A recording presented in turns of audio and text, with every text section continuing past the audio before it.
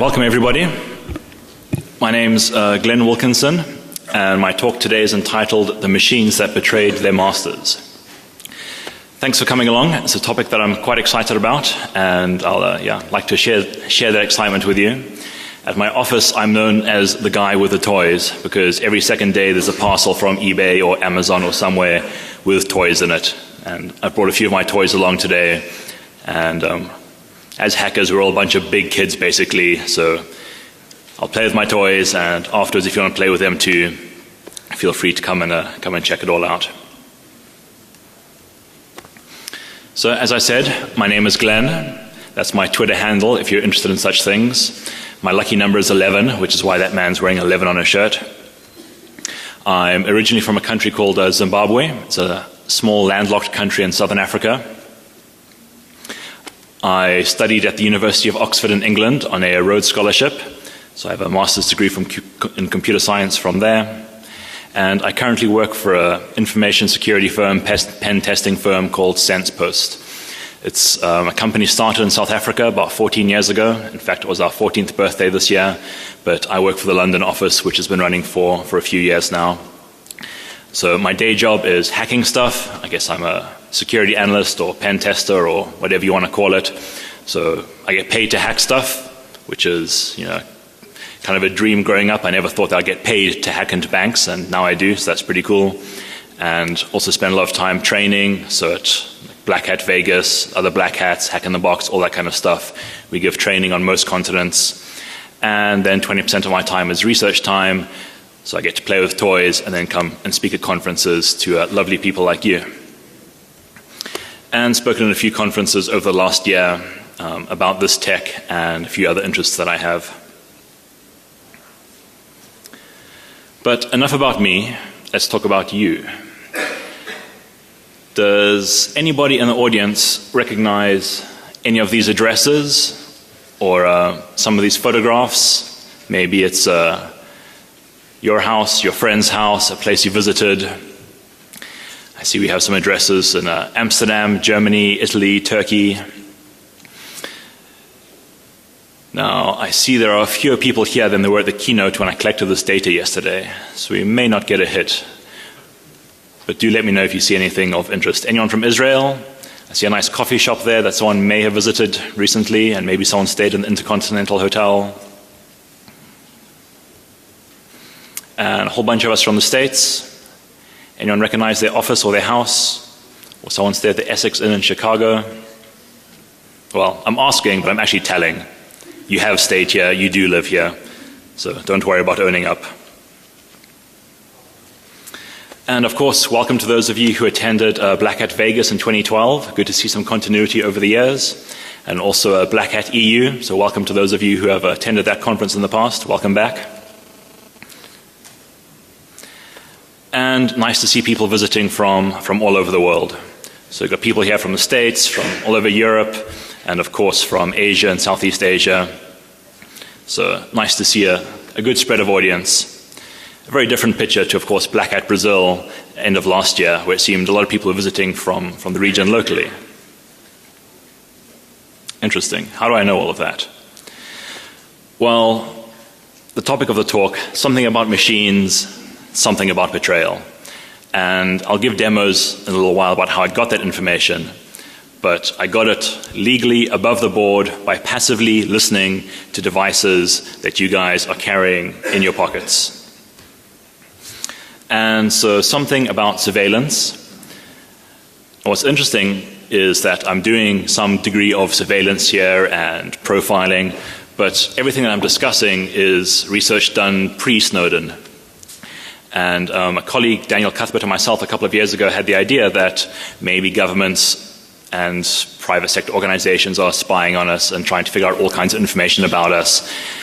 And they have really deep pockets and really big budgets. And we were curious to see that if on a kind of a shoestring budget, so my research time 20%, 1 day a week, effectively no budget, open source software, cheap hardware, if we could build some degree of surveillance system to basically make some kind of large dragnet type systems. So not focusing on individuals initially, but on given a large group of people, say people at a conference, people in a city, people in a country, could we build technology to surveil people on that scale? So the talk says something about machines and something about betrayal. So what are these machines and how are they betraying us? So machines relates to devices that we carry that have some kind of computing power and have some kind of wireless connection.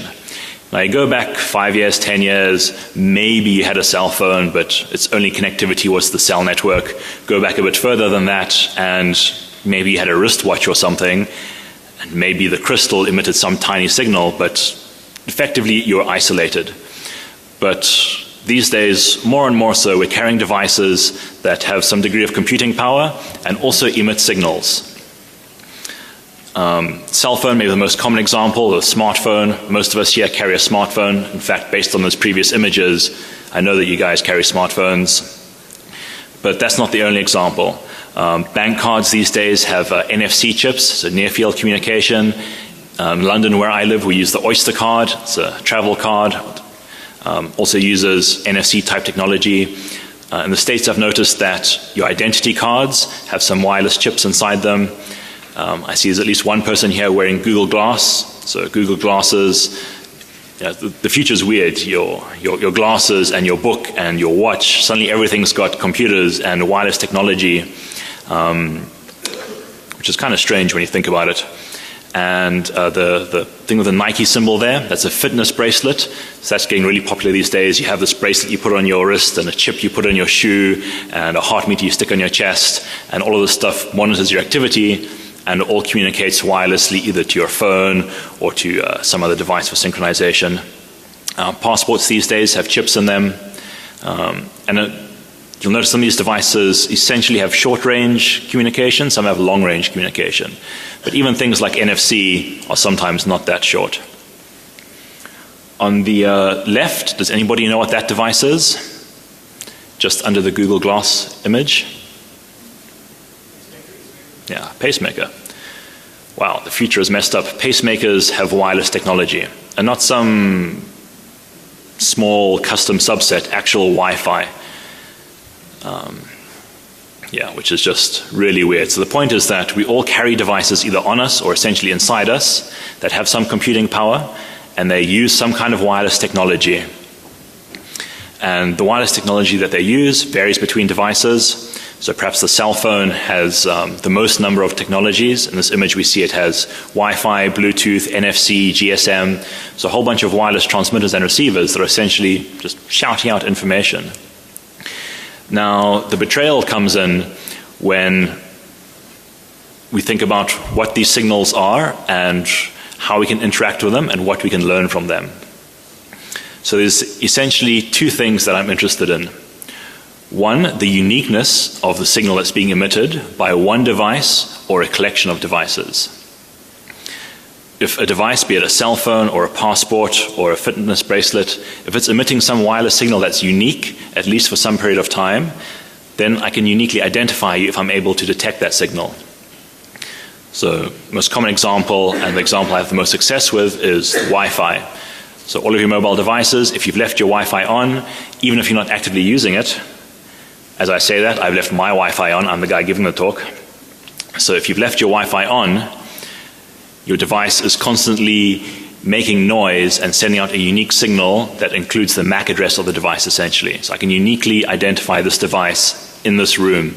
And if I was at a conference last year and I had the same device, I could note that that device was in this room at this point in time and in that room at that point in time and at the airport at this point in time if I had the ability to detect the device at those locations. So that's the first part, a unique signature, and that's either going to be something like the RFID signature or the MAC address or a whole bunch of other options. But generally speaking, some kind of unique signature. What we want after that, potentially, is some way to get information about the owner of the device. And again, the way we interact with that could be a whole bunch of different options. Looking at Wi-Fi again, when if you've left your Wi-Fi on, your phone is constantly looking for networks that's previously connected to. And maybe there's some amount of information in there, as we'll see as we go along. If it's RFID, maybe included in the signal is a name or a unique identifier ID number or something of that nature. So if you just give me a second, it seems the projector is not playing nicely with me. That's better. Okay, so yeah, as I said, the idea of a machine. Previously it was better, wasn't it? So it doesn't like to. Okay, fine, we'll just do mirrored mode. It doesn't like to do presenter mode.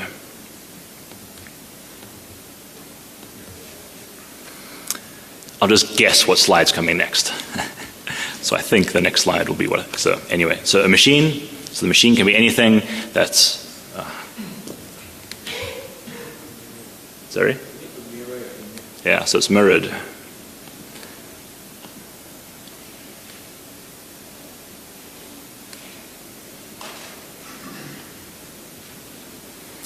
Technology is great, isn't it? So it's mirrored. Mr. AV guy. 800 by 600, mirrored. I think 1024. Sorry, 1024. Yes. Here's the image coming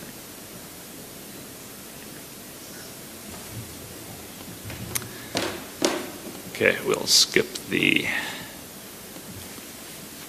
So the idea of a machine, a unique signature, and then a link potentially from that device to a human being. And that's what I'm interested in. So the devices that you're carrying in your pockets right now, on your wrists, can I uniquely identify you in this room? And then can I figure out who you are, where you live, who you interact with? Are you here with colleagues or by yourself or the spouse or something? And mobile phones, smartphones are wonderful. Like 5 years ago, 10 years ago, if you wanted to bug somebody or surveil somebody, you had to break into their house and install a camera in the smoke detector or something and put a physical bug on the phone and follow them in a car. These days, we all carry the most sophisticated bugging device ever created voluntarily on our person. It's bizarre. It's got GPS and camera and a plethora of wireless technologies and photographs and personal information, banking information, and we just voluntarily carry it around and don't really give it a second thought. Now, as I said, there's a bunch of unique signatures. The one I've had the most success with, and I'll discuss today, is a Wi-Fi or wireless technology. And the idea is that your device has a unique MAC address. And the way the Wi-Fi protocol works, as you're sitting here, you're not connected to a wireless network. Even if you're in the middle of the Sahara Desert, your device is constantly sending out a message looking for every wireless network it's ever connected to. And this stuff dates back to the Karma attack, Dino Dizovi, back in 2005, but it's still completely relevant, not fixed, and in fact more dangerous than ever before. So your phone is sending out this message, and now I want to link that unique signature to a person. And there's two ways we can approach that: passively or actively. Now, passive linking, I don't have any interaction with your device at all. And that's what I've been doing, that's what I was doing yesterday to get information on you guys. So your phone is sitting in your pocket, and it's looking for every network you've ever connected to. It's looking for BT Home Hub AFV1. It's looking for Starbucks. It's looking for Virgin. It's looking for, is anybody out there?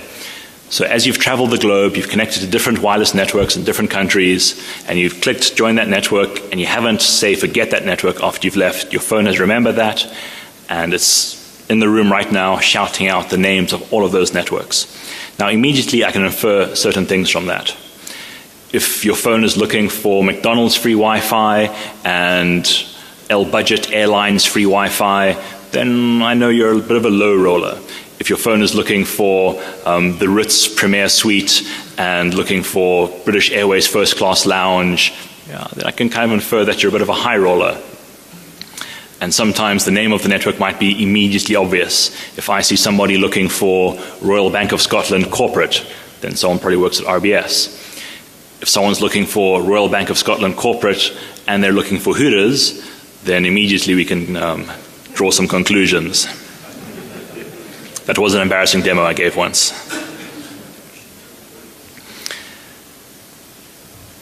Now, what's also interesting about the signals that are being sent out, and as your phone is looking for these wireless networks, is if those networks are sufficiently unique, then it's possible to determine the geolocation of those networks. Who knows what war driving is?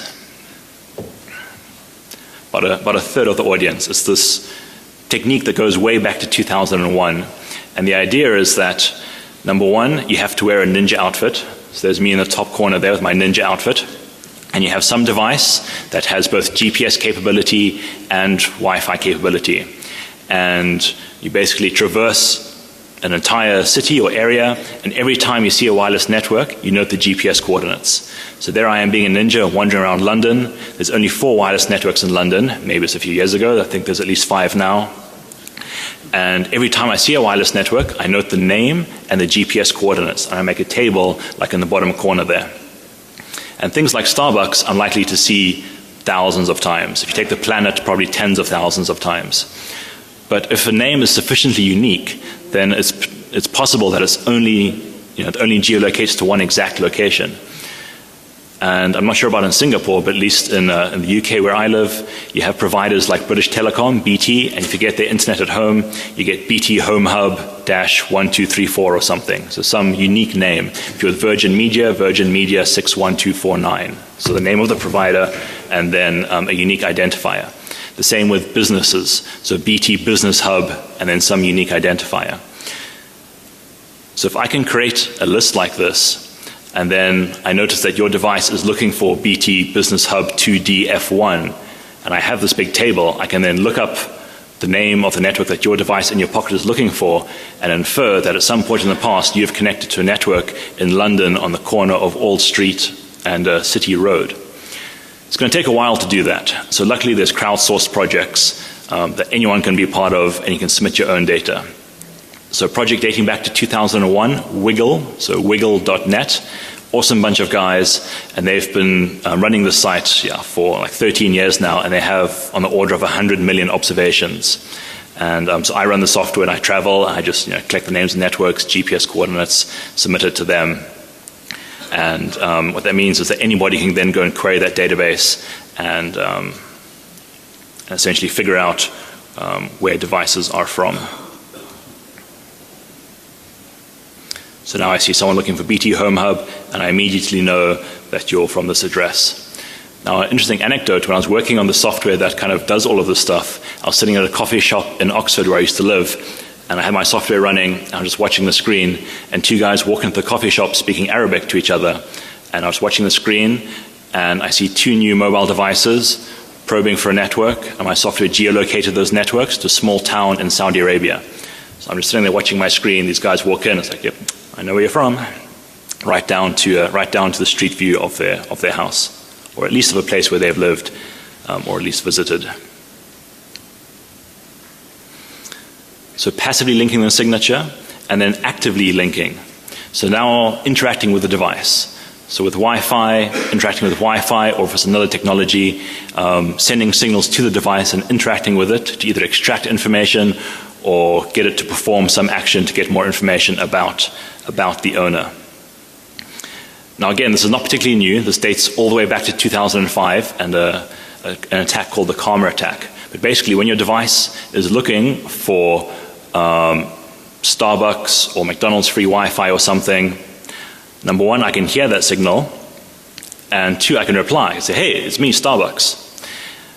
Now someone was doing this yesterday in the conference, it wasn't me, but you would notice that there were access points popping up like Starbucks and like Heathrow Airport Wi-Fi, which is always a good indicator that somebody is messing with this kind of stuff, but it wasn't me. I did try and shut down their access point. But the point is that you can respond and say, hey, it's me, Starbucks, connect to me, and your device will connect, and then you'll be happily browsing, and you probably won't even notice. You'll get a little wireless symbol popping up, the little Wi-Fi symbol, but you won't get a prompt, because it's like when you go home or you walk into Starbucks, you want it to automatically and immediately connect. And by doing that, I can then intercept your traffic, and again, this is old school stuff, pull out your session cookies, look at what you're browsing, and determine who you are from your Facebook account, your Twitter account, or your email, and pull out that kind of information. Now, the Snoopy framework is a tool that I worked on back in 2012, and I spoke at a conference called 44Con in London, that's DEF CON London, and essentially released a proof of concept Snoopy tool back then. But over the last few months, I've been working on a new version that's all nicely Pythonified, and it's modular, and it's a bit more efficient. But what the Snoopy framework is, it's a distributed tracking, profiling, and data interception framework. So it takes all the ideas that we've briefly touched on, and there's nothing new about any of that. That's been known for a long time, but it packages it together into a nice unified framework that you can expand on, add on. So if there's a new protocol that comes out tomorrow called Green Tooth to replace Bluetooth, then we can write a Snoopy plugin that can detect those signals and interact with those signals and populate data and manipulate data. So I said 4 things there: distributed, tracking, data interception, and profiling framework. So distributed, the idea is that you can have these Snoopy devices running on some small, inconspicuous hardware and distribute these little Snoopy sensors over a large area, say the whole of Singapore. And you can run the Snoopy software on anything that runs essentially Linux and has the wireless adapters that you're interested in. So this device here is it's a BeagleBone Black, which is sort of similar to the Raspberry Pi. So it's a single board computer. And it's got an add-on module on the top that has 3G connectivity and a GPS device, and then a wireless antenna plugged in here.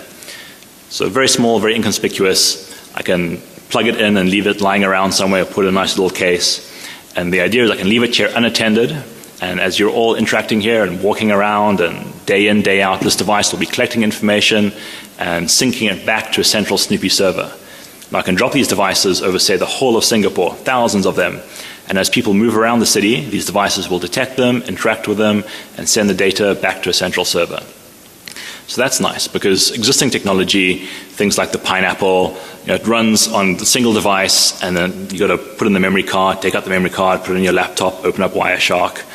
So it's a bit cumbersome. So this is nice, because it's distributed, collects the data, sends it back to a central server. So distributed, so tracking, kind of obvious. You have this blanket of devices, and as people with wireless transmitters in their pockets walk through the environment, we note, okay, they're at this location, then this location, then this location. And it's got a GPS device, so it knows effectively exactly where it is. So distributed tracking, data interception. So as mentioned, depending on the technology you're using, Wi-Fi, for example, or GSM, maybe we set up a femtocell, intercept your traffic, parse the traffic, and sync it back to the central server. So instead of collecting data locally, I intercept your traffic, and it goes back to the central server. So I can have 10,000 devices scattered over the whole of Singapore, and they're all intercepting traffic and sending everyone's traffic back to a central server for examination and visualization. And then profiling. So I'm not just collecting raw traffic, I'm exploring and manipulating the traffic.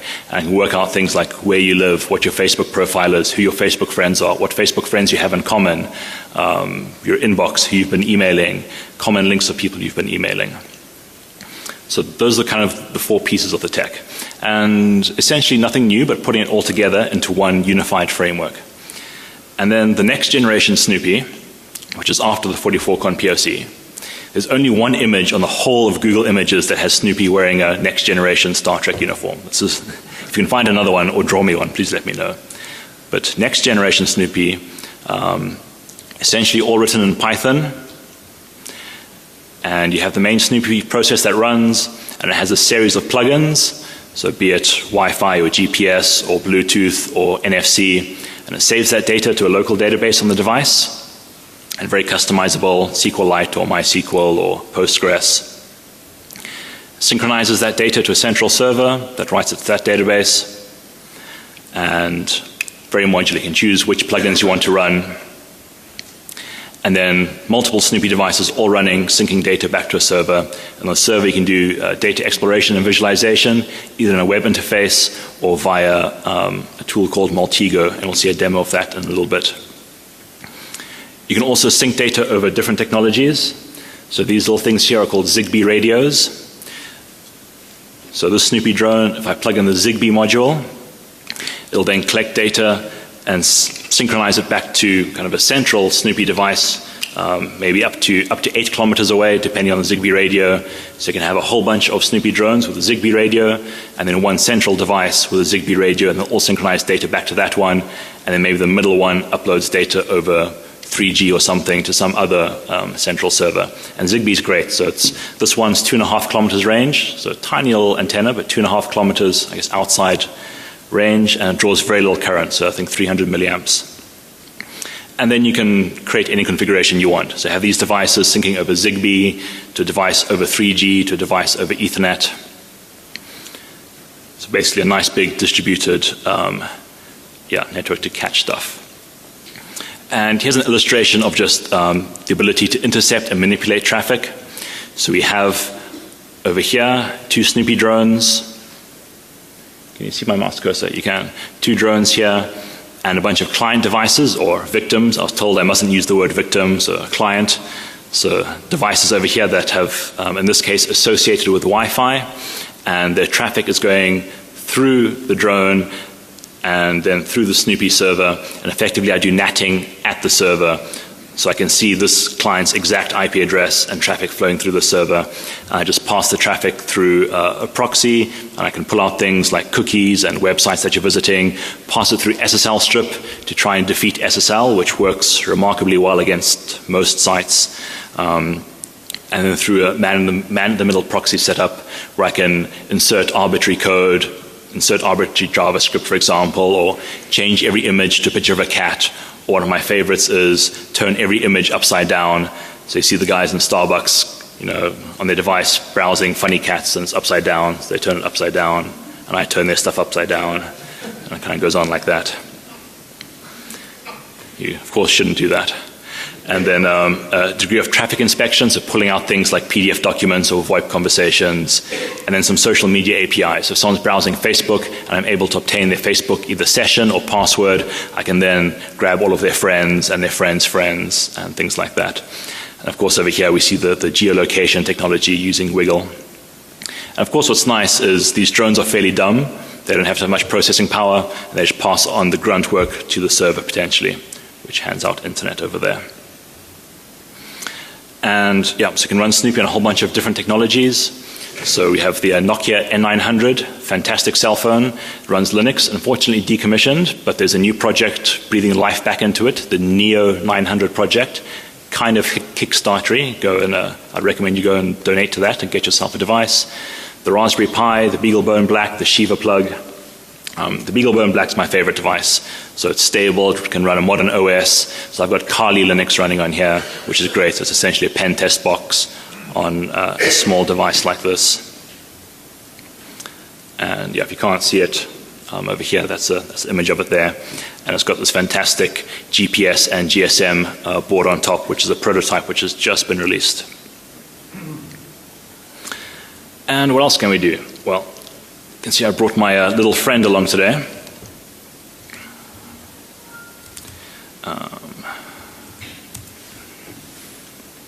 So I've got my quadcopter. This is the controller. As you can see, it's watching you guys.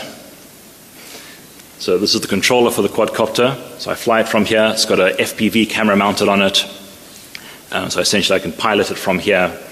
And that's all well and good, but so what? Well, so what is that I can attach one of these Snoopy devices to it and do this kind of surveillance in a mobile fashion. So attach the device to this and then fly over a large area or pursue somebody or any number of possible things. And because this is it's a fairly small, lightweight device. So the idea is you attach it to this, and I'm trying to emphasize that it's not just stunt hacking. So it's kind of cool, yeah, it's a flying hacking machine, but also it's kind of useful. So it's useful for a few reasons. One, I can get to altitude. So I can fly this device at about 80 meters. You won't see it, you won't hear it, but with the right antenna, I'll be able to detect signals from the ground.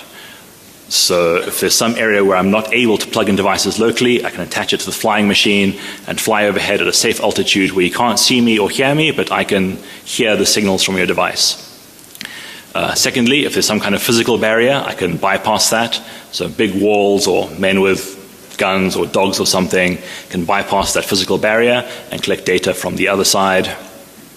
And also it's very fast. So if you want to blanket a whole city very quickly, you can just do a nice grid pattern, just cover the whole area collecting data from everybody down below. Now this unit's only got about 20 minutes battery life, up to 40 minutes if I get the right kit for it. But then you can also get fixed wing devices. So fixed wing devices, you can fly for up to 2 hours and essentially just do a grid pattern of entire city and pick up everybody from down below. And I can foresee all kinds of things that we could play with there. So I'm just the guy who builds the tech. So I'm sure there's good uses and bad uses, as with most technology. As an example, say there's a riot downtown, people are looting and being very bad. You could fly one of these devices over the riot area and collect all the unique signatures from the rioters below to either use in prosecution going forward or to profile and figure out who they are and where they live and that kind of thing. So maybe some degree of good, depending on who the government is. But then at the same time, maybe there's an oppressive regime and people are having a peaceful protest, and the oppressive regime could fly this tech over and figure out who the protesters are downstairs, which could be a bad scenario. But the idea is that it's just the technology. All technology can be used for good or for bad. As an example, here's me flying in London. So this is a park in London, and from this altitude, this is about 80 meters, and I'm that little tiny speck down in the kind of middle left there. So essentially, you can't see it, you can't hear it, but the device is in real time collecting data as I fly around from people down on the ground. Anybody recognize that? Yeah, so that's the hotel. So that's this morning. Man, it's hot outside. I think in the future I'll sit in my hotel room and fly via FPV from there. But yeah, essentially that's probably about 120 meters, I think. And yeah, can't see it at all. But you can't get access to the pool, but you have the directional antenna and a camera, and you know there's a person of interest up there. Well, you can fly up from a safe distance and get a video feed and use a directional antenna to pick up devices that are of people that are on the pool. Maybe there's some kingpin up there that you want to surveil and get information on, and we'll just identify that he's at a location at a point in time. So other things we can do with the aerial unit. So say we have John. There's John, and he's walking around with either his phone or his bracelet or whatever in his pocket. And we already know John's signature. So maybe he was arrested some time ago, or we've somehow identified who he is and what his signature is. His MAC address. We know what his MAC address is, his phone's in his pocket, and he's somewhere in Singapore. And we want to find John to ask him some questions. Just ask him how he is and that kind of thing. So what we can do a spiral search. So we can launch the UAV from some central location, it'll go to altitude and slowly circle out in a wider and wider pattern until it finds John based on his signature below. And of course you can blanket a very large area, so you can have here 4 drones or 100 drones and have them deployed over a large area. Okay, we need to find person X based on their signature, push button, launch drones, and they all individually do their own circular search pattern for their grid until one of them identifies the signature that we're looking for. So here in the bottom right, that one's managed to find John. Then he calls his buddies and says, hey, I found John. And then we can use potentially trilateration. It's like triangulation, which most people are familiar with that term, but you probably mean trilateration when you say triangulation. So trilateration works on distances as opposed to angles, and the distance metric in the scenario is the signal strength of the device. So how many decibels the signal strength is from this device. And so the idea here is that you have one master drone, say the guy in the bottom there, and the 2 other drones are controlled by him, and they all have a GPS device. And because they know their own position and the signal strength of John's device, they can work out exactly the GPS coordinates of John. And as he moves around, the one drone at the bottom relays the message to the other 2 to move them so we can stay in a fixed position and monitor John as he walks around. Right, enough talking. Let's have a demo. Now, the screen resolution is a little bit funny, but let's see how it works. All right, so you have these Snoopy drones. They're all happily running, collecting data, and sending that data back to a central server. But data is boring if it's in a text file or a database or something. So what I use is this tool called Multigo. So I didn't write this tool, I just use this tool. Multigo is a fantastic graphing data visualization engine, completely customizable, and it's a really lovely way to explore data. And it's made by South Africans, which, well, from my point of view, is excellent. So what I've done on the site here, I've created a few Snoopy entities. So you have these entities and you drop them onto the map over here.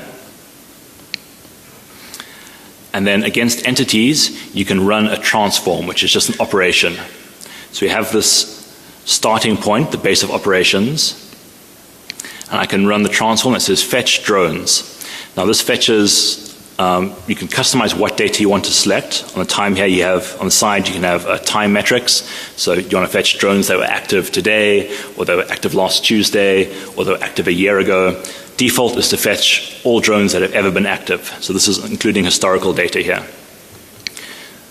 So during the last year and a half, I've run all of these drones on my N900, on my laptop, on the BeagleBone attached to the flying machine. And when you run it, you can specify the location that you're at. So I've been running this at security conferences for the last year and a half. And keep in mind, this is all broadcast traffic. So I haven't done anything illegal, at least in these countries. It's broadcast, unencrypted traffic that your phone is just shouting out to the world. So in Poland at CERT, 44Con, 2 years in a row, Black Hat Vegas, Security in Scotland, Black Hat Brazil, Black Hat Singapore, that's you guys. B-Sides, DEF CON, Black Hat EU, IT Web in South Africa, Zero Nights in Moscow and Russia. So all these conferences I've been running this. Well, let's just grab you guys. So here's Black Hat Singapore. I can run a transform, fetch clients. Hey, it's you guys. Who forgot to turn their Wi-Fi off? So these are all of your devices, laptops, tablets, mobile phones. And based on the MAC address of the device, because we're just looking at Wi-Fi at this stage, we can see that this device is a Samsung device based on the first half of the MAC address. Apple device, HTC, Apple, etc. So you can see all of you guys. Okay.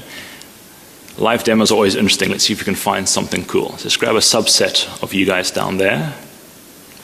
And let's just say fetch SSIDs.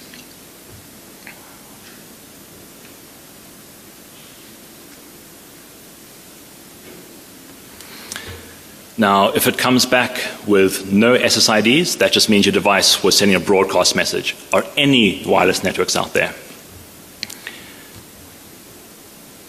So the little brown blips down there are the networks that these devices are looking for. So Meg, Morpheus, Logitech, don't touch. This one's pretty noisy. There's a whole bunch of devices there. Blah, blah. What's interesting is when you see, so this device, I guess this is us here, isn't it? But when you see multiple devices looking for the same network, that's sometimes interesting. So we may or may not get a result here, but often you might see 5 devices looking for RBS, which is Royal Bank of Scotland. Then you know there's employees here from the Royal Bank of Scotland. Okay, so that's cool. Let's grab, so this device looks kind of noisy. Let's grab those wireless networks. And we can say fetch locations. So what that does, it queries the Wiggle website. Now Wiggle doesn't have an API, which means you have to do page scraping. If no results come back, that could mean that either they weren't in there. Let's just try. Let's grab that one.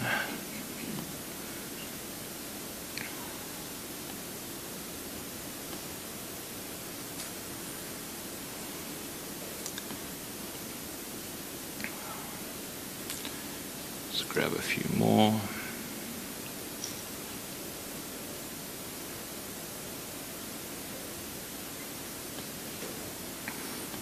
So usually when you see fairly unique network names, you would expect to get a hit. Anyway. Here's one I prepared earlier. So here's a device, an Intel device, and it's looking for Rapid 7. And here we've geolocated that either to so United States, I assume somewhere in Russia, and I'm not sure what that is there. So I guess Rapid 7 maybe has offices in those locations. If you double click that, then we get a street view photograph. So maybe that's their office there. And get the address and link to Google Maps if you want to view it in Google Maps or something. These guys come back with anything. So there's one good hit. So this device here, 106 whatever, so geolocated the States. Unfortunately, no Google Maps image of that place, it seems, but we get the full address. So where's this? So J. Sano Way, Nevada. So someone from Nevada. Okay, so that's interesting. What else can we do? So we can potentially, if we want to see overlap between different conferences, let's grab two locations, so B-Sides London and Black Hat EU, and let's see if anybody here was at both of those events. So let's just turn up the number of results all the way up to the maximum, and we can grab both of those and say fetch clients. And there, so we see these three devices were at both of those conferences. Then we could maybe grab just those devices, copy to new graph, and then try and figure out more about just those guys. So fetch SSIDs. So some pretty noisy devices there. And then maybe we can get a hit on one of those. Okay, what else can we do? So I mentioned data interception. So I can set it up to run a rogue access point and then connect to it or convince your devices to connect to it. Oops, there we got a hit.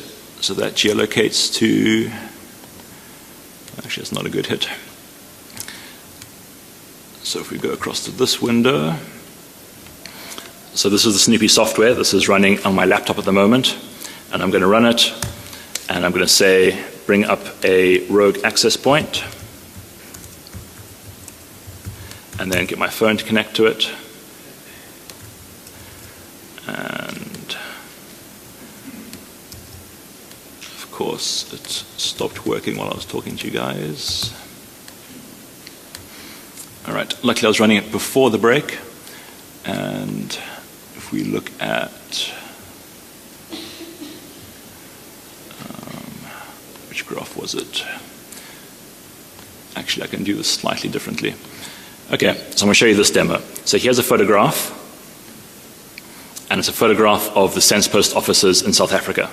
And let's pretend that we released this photograph. There's me and one of my colleagues. We had our hackathon this past week. So what can we do with this photograph? I can get EXIF information from the photograph. So I right-click on it and say get EXIF data. That's kind of metadata. So it could be location information or the type of camera used and that kind of thing. And it seems, whoops, we accidentally or intentionally geotagged that photograph. So we know where that photograph was taken, and we know it relates to SensePost. I have a transform here to query all access points that are around that location. So I've got some GPS coordinates somewhere in the world, and now I'm going to say fetch from the Wiggle database all access points that are within a 500-meter radius of that address. So this is not data I've collected. This is data in the Wiggle database. So all of these access points are around that location.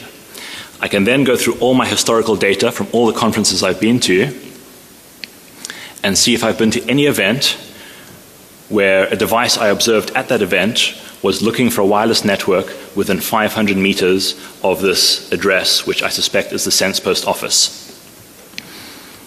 Alternatively, I tested it with some other companies here, so you can find the address of Qualys, say, plug it in and check your historical data and see if anyone here is at Qualys or any prior event that I've been to. But I find it better to pick on SensePost because I don't get beaten up afterwards.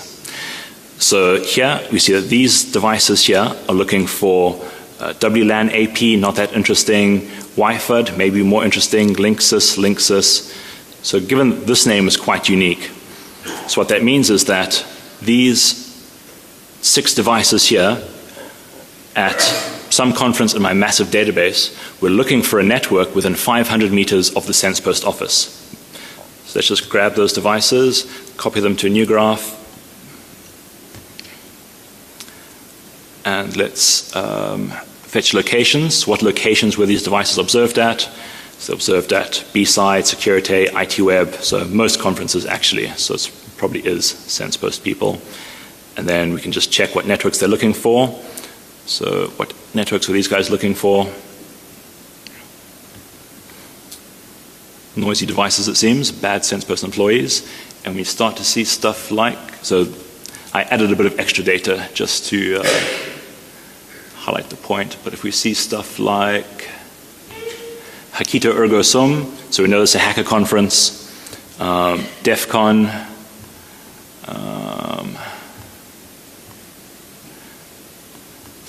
so because we see names of networks that appear to be security related, that's probably SensePost employees. So what did I do there? I know that I figured out where SensePost's offices are.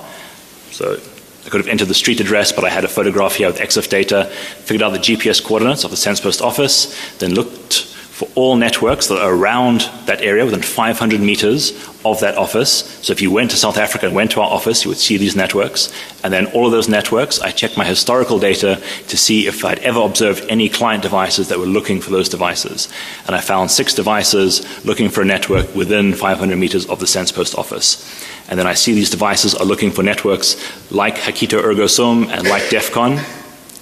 And then for network names like this that are fairly unique, there we go, I've managed to geolocate this one to 2 possible addresses.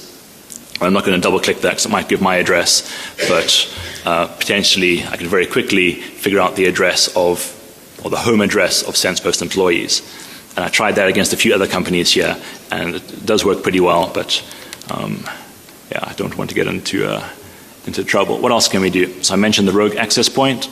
So let's just grab these devices and copy to a new graph.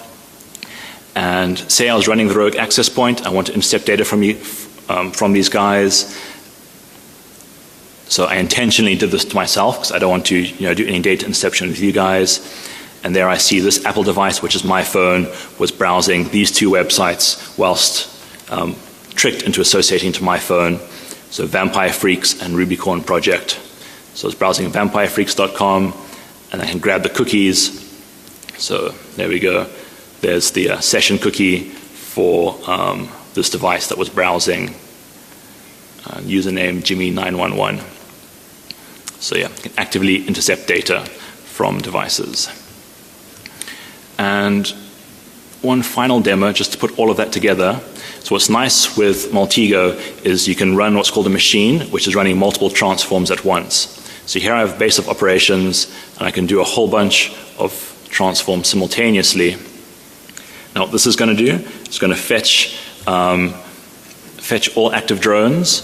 It's then going to get the location of all those active drones, get all clients that were within those areas. It's then going to look for some commonality, so look for devices that are observed in multiple locations. So if it was observed at the airport and at Starbucks and at the hotel, grab those devices. And then it's going to go through historical data of a rogue access point and see if any data was being browsed. And then it's going to grab Facebook friends and potentially the Facebook inbox, but I won't show that. And the end result is running a bit slow, but the end result is this slide here. And so I click one button and it does all these operations in one go, and it finds that there was a device at Heathrow Airport, Finsbury Park, Hyde Park and Starbucks, and these devices, the BlackBerry, the Apple and HTC, are observed at those devices, looking for these networks, the AGMC Guest and the Verizon, which were geolocated to San Francisco and the Arab Emirates. We then did data interception by bringing up a rogue access point. The guys were browsing Facebook, so we stole their Facebook session and managed to get a friends list. And we see that those 2 guys, Jim Anderson and Charles Smith, have those 3 friends in common. So Maltego is really nice for exploring data. Here's another graph of people who have attended all the conferences I've been to. So you can see all the overlap between the different cons there. So for example, that Apple device has been to 44Con and to both 44Cons and Black Hat 2012. Yeah, so it's nice for visualizing data like that. That's the demo I showed you, figuring out the SensePost employees.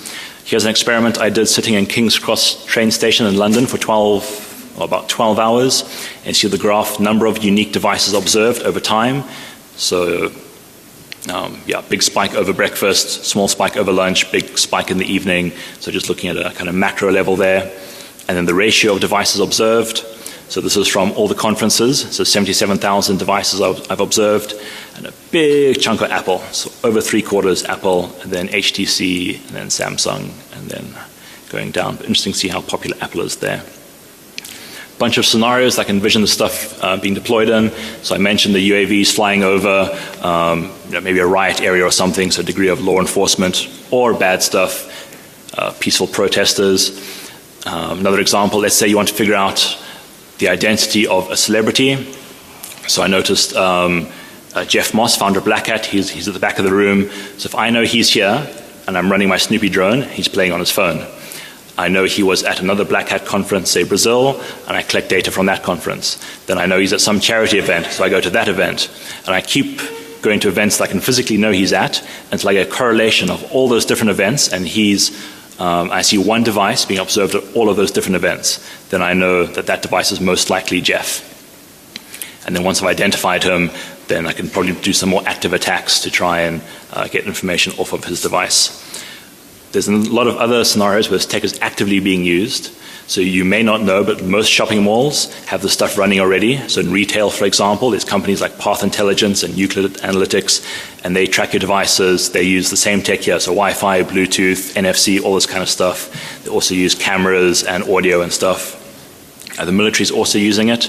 So Netline and Verint, they have this exact technology to do exactly what I've described here. Difference is, both of these cost lots of money.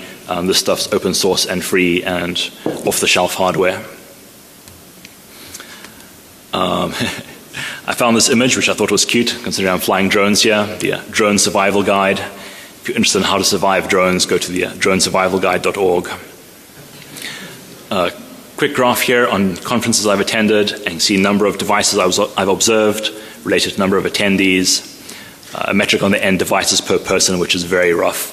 So at Black Hat here, I've observed 398 devices of 500 attendees. So, yeah, quite a lot, but I'm sure I haven't covered all the areas. This was just running on this small device yesterday for a few hours. And, yeah, I think that gives me about 3 minutes for questions, if I'm not mistaken. But, yeah, thank you very much for your time, and let me know if you have any questions.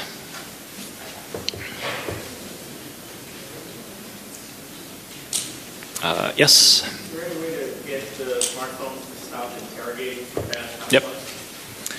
Good question. So how can you defend yourself? So this has all been about attack. So can you stop your smartphone, at least on the Wi-Fi side, from being so noisy? No. It seems that the latest iOS, so iOS, the most recent release, it seems that they stopped it to a degree.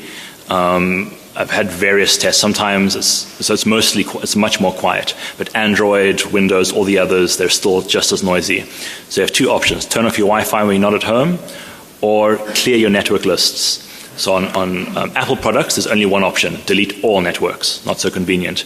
But Android and Windows phones, you can selectively remove. So you should keep those. So you should ideally delete those. So delete ones that are open networks. So Starbucks, that'll stop the rogue AP type attack, because that only works against open networks. But then also you may not, like, it's convenient when you go home to your BT Home Hub 1234 to automatically connect, but you might be shouting out your home address to the world, which in a room full of hackers might not be a good idea. So it might be a good idea to name your home network something a little bit more common. Yeah. The other problem, there's other problems there, but that's a good idea. Yeah. Have you considered planting SSIDs that allow you to track users? Planting SSIDs that allow me to track users. So you have to connect to your particular All right. Yeah, that's a good idea. So I could I could bring up a normal access point called something slightly unique, Internet 445, and if somebody voluntarily connects to it, then going forward in the future, if I see someone looking for that SSID, then I know that's a previous device I've interacted with. Yeah, so that's a good idea. And the nice thing with the new Snoopy framework is very modular, so you could add that kind of functionality quite easily. Any more questions? Yeah. Yeah, good question. Where do you draw the ethical boundary? So as security researchers, I think our main role is to look for weaknesses in existing systems and shout them out to the world. And that's how the security industry moves forward. That's why systems like SCADA are very, they're so full of holes because they've been hidden from hackers. And some people, you must hide it from the hackers because hackers are bad. But by not doing that, they haven't been attacked by hackers, and therefore the defenders haven't had to upgrade the defenses. So what I hope to get from this project, because I'm releasing the source code, I'm speaking at conferences, I'm saying, look at all this terrible stuff I can do. But now you're all aware of the terrible stuff I can do that other military organizations and retailers are already doing. So I'm hoping that I'm maybe on the moral high ground here, because I am demonstrating how dangerous this is. And now maybe Apple and Google and whatnot will say, hey, maybe this is a bad idea to be giving away so much information. Maybe we should update our stuff.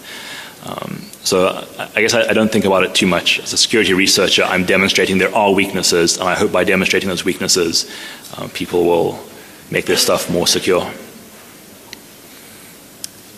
Yeah.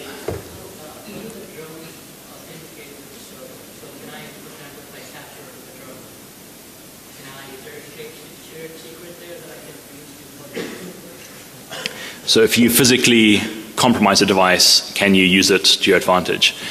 Yeah, good question. So the way it works, so there's a few configuration options. One is to use a VPN. So I bring up a VPN from this device to the server, and that's nice because then I can send all traffic, intercepted traffic through the VPN, so it exits at one central device on the server. The other option is capturing data locally, and there's a web service that synchronizes the data. Now, when you're synchronizing the data, you have the option to flush data immediately. So as soon as it's synchronized, remove it locally. But yeah, if you capture the device and physically pull out the memory card, you'll either see the key for the web server to sync the data, or you'll get the VPN creds. But what's nice is, I don't have it on this one, but on the Nokia, for example, there's an accelerometer. You can get a USB accelerometer for the device, and I've got a plugin that, if the accelerometer is activated in some way, destroy the device. So just flush the file system. Of course, if you're using an encrypted file system as well, then you can maybe just shut down. But yeah, using accelerometer, you can have a self-destruct mode. I wanted to use thermite, but they said I couldn't, so I just deleted the data. Cool. Any other questions? Nope. Excellent. Well, thank you very much for your time.